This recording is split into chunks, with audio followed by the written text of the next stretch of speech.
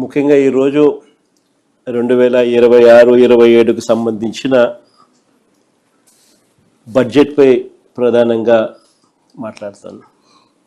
బడ్జెట్లో చూపించిన ఈ లెక్కలు, అందులోని వాస్తవాలు, అందులోని మోసాలు మీ ముందుంచే కార్యక్రమం ఈరోజు నా ఈ బడ్జెట్ మీద మాట్లాడే ఈ ప్రసంగం ద్వారా రాష్ట్ర ప్రజలందరి దృష్టికి కూడా తీసుకొని పోయే కార్యక్రమము చేస్తాం. మామూలుగా ఏ ప్రభుత్వానికైనా కూడా 5 బడ్జెట్లు ఉంటాయి. 5 బడ్జెట్లు ప్రవేశపెట్టే అవకాశం ప్రజలు ఏ ప్రభుత్వానికైనా ఇస్తారు. ఇన్ఫ్యాక్ట్ ఈ చంద్రబాబు నాయుడు గారి ప్రజా వ్యతిరేక వెన్నుపోటు కూటమి అధికారంలోకి వచ్చి ఇవాళ ప్రవేశపెట్టిన బడ్జెట్ 3వ బడ్జెట్.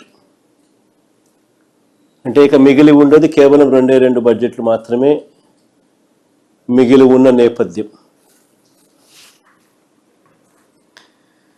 మరి ప్రవేశపెట్టిన ఈ 3 బడ్జెట్ల ద్వారా చంద్రబాబు నాయుడు గారు రాష్ట్రానికి కానీ ప్రజలకు కానీ ఏం చేశారు మంచి అని చెప్పి చూస్తే మంచి అనేది ఎక్కడా కనిపించదు, అంతా మోసమే కనిపిస్తుంది. ప్రజలను వరుసగా వెన్నుపోటు పొడుస్తూ, వారిని వంచిస్తూ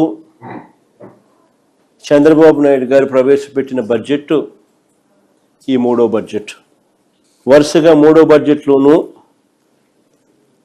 చంద్రబాబు నాయుడు గారు తాను ఇస్తానన్న సూపర్ 6, సూపర్ 7 ఈ మేనిఫెస్టోల హామీలు పూర్తిగా గాలికి ఎగిరిపోయాయి. ఇతర హామీలు, ఇతర వాగ్దానాలను పూర్తిగా విస్మరించిన పరిస్థితులు. అన్ని వర్గాల ప్రజలను మరోసారి మోసం చేస్తూ పెట్టిన బడ్జెట్ ఇది.